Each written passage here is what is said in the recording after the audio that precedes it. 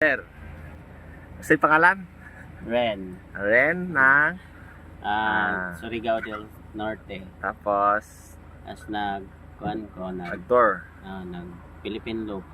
Nag-Philippine Loop siya, tapos yung gamit niya bike lang. Yan guys, oh. Yan, makikita niya.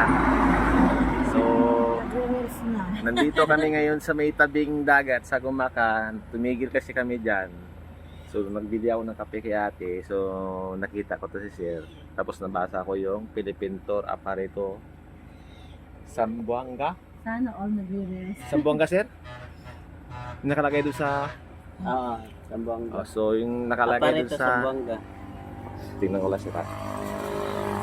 Nakalagay dito sa bike niya, Philippine Tour Aparito Zamboanga. So, galing na siya ng North Luzon sa Apare. So, tinanong ko siya kayo na kung ilang months siya dito.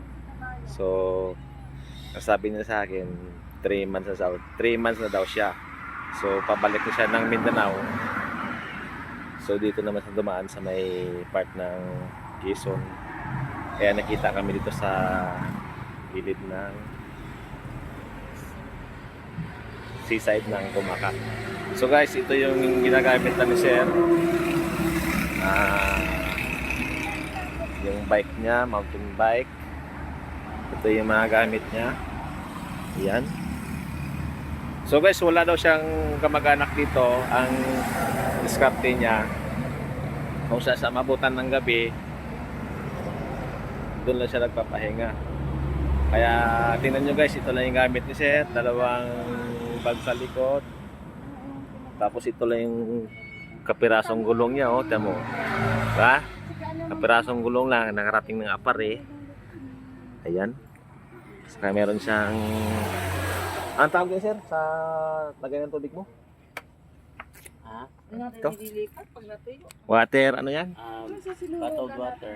Mayroon siyang dalawang bottled water. Tapos meron siyang... Ito yung pinakatin mo, Sir. Upuan mo to. So, ito yung pinaka-chairs na, yung folding chairs. Folding chairs.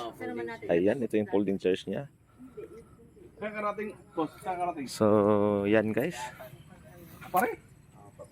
So, yan guys, kasi ang sabi sa akin kanina ni Sir, nasira na punit na daw yung duyan niya. Kasi, ang sabi niya, dito daw siya matutulog mamaya kasi papalipas siya ng gabi dito kay ate. So, yung tamang-tama yung duyan ko kanina na nilaban. So, nagkusang loob ako na binigay ko sa kanya. Kasi, siyempre, ikaw ba naman babiyaya ka ng dulo ng North Luzon. Buhay nyo naman, Philippine Tour Aparito Zamboanga, di ba? Ayan, So, yan. So, ito si Sir. Ano Sir? Anong title ng ano mo, Sir? Yung ano mo? Bike, ano yan? Ren Bike Wonder. Ayan ang ano pa. Ren Bike Wonder. Ayan, ang ano ni Sir. Umulan init. Biyahe. Sir, anong buwan kasi umalis doon sa inyo, Sir? Sa Surigao? June 20. June 20? So, nakarating ka ng Maynila? Ano na? Nung nag-igay? Na? Basta ano? Bagyong Igay? Nandito ka na? Igay yan. Ay, nasa Mindoro pa. So, nung galing ka ng Surigao, ang daan mo is Bacolod. Surigao, Davao, Tabato, Zamboanga. Tapos, pumunta ka dito, Negros, tawid ka ng Iloilo, Mindoro, Batangas. Batangas pa north na. Tapos Batangas pa north ka na. North ng Luzon. So pagdating mo ng Maynila, saan ka nag-stay ng kumbaga pahinga nung gabi? Oo. Sa ano lang, malapit din sa ano? Malapit sa Luneta. Hindi ka naman nakaranas ng mga Hindi naman. mga loko-loko sa kalsada, mga ganun ba? Wala din. Yung may tindahan lang ng barong-barong doon ako nakita. Oh. Magaan lang. Ganun. Mabigat yan. Try mo. Ayan guys, yung gamit ni Sir guys, shortcut ah. So, sir, nung pumunta ka ng North, nag-service road ka hanggang Pampanga. Service. Oh, MacArthur Highway. MacArthur, tapos Una ko yung Baguio. Baguio, Tapos Baguio, nag-ano pa ba ako, Pabigan. Bigan. Doon na sa Paway, Lawag, tapos Lawag. Pagudpod. So, bike lang talaga yun, sir? Bike lahat. So, lahat naman ng nadadaanan mo, tapahingahan mo, okay naman. Oo, okay lang. May mga cyclist din nag-offer na. Nakakasabay mo. So, yung pabalik dito, nung galing ka na ng Apari, wala ka nang kasabay na pabalik ng Maynila. Nasa? Nung nanggaling ka na ng Apari, wala ka nang kasabay na pabalik ng Maynila. Kasi meron akong... Pero nag-ano pa ako, Sambales. Sambales ka pa. Pangasinan, tapos Sambales, tapos Bataan, tapos Manila. Mm, Tapos after Manila, nag-Laguna ako. Laguna, Pagsanghan. Tapos dyan, sa labas ng Lucena hanggang dito. sa loob ng 3 months, ang araw-araw bike lang talaga. Oo, Oh. araw bike.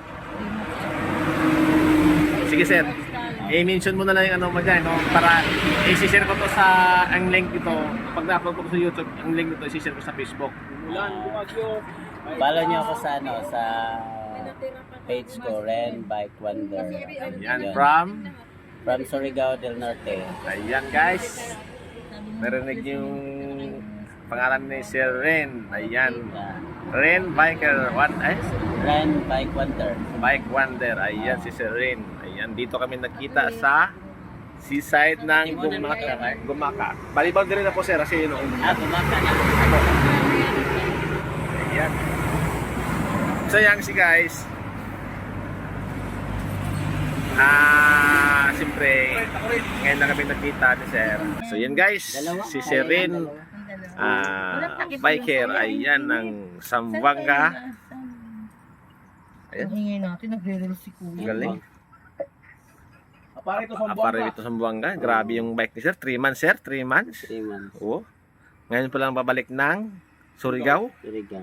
Ayun, grabe ang galing ni Sir. So yan si Sir. Sir, ingat-ingat na lang Sir sa pagbiyahe nyo bukas o ano oras man kayo alis mamaya. Ano oras kayo alis mamaya? Bukas, mga 7 siguro. Ayan, mga 7 po. So pwede ka muna maligo dito Sir bukas bago ka mag. Pwede ka magbanlaw. Malinis dyan? Oh, pwede ka magbanlaw kay ate. May puso si ate. Kasi dyan rin kami naliligo lagi eh. Ayan, umiyagda na naman. Tapos kung gusto mo magbanlaw, yung magbanlawan ni ate, pwede kayo makiusap kay ate. Ayan. So yan guys, si Sir Ren na Bike Wonder. Ayan. Thank you. Guys, makita ko lang uli yung bike niya. Di. Ayan, Sir. Ayan. Ayan ang bike ni Sir.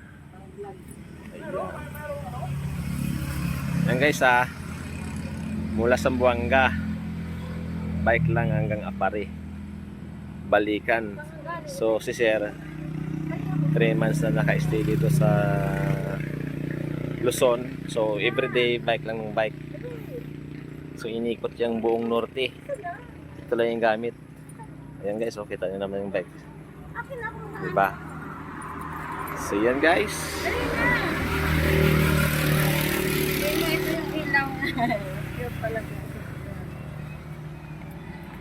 O, share, shout out mo na lang yung mga shout out mo para sakali may share ko to sa link sa Facebook. Pero ba, shout out ko. Kanang Shout mga out kaliwat sa nimo ba? Ano? Mga kaliwat. Anak ko dun sa Bohol. Kapatid ko sa Bohol. Panglao. Saka meron akong yung sa Cebu din meron akong kapatid si Losminia. Asa Sa sa Bohol si Nobilet. asa sa Cebu sir? Sa Lapu-Lapu. Kasi nga akong kaliwat ng tatay nako taga Barili. Tatay nako. O yung nanay nako taga Bacolod. So mga kaliwat na mo natatanan sa amin Mindanao. Okay. So yan, nag-shout out na si Sir. Sige Sir, thank you. Thank you.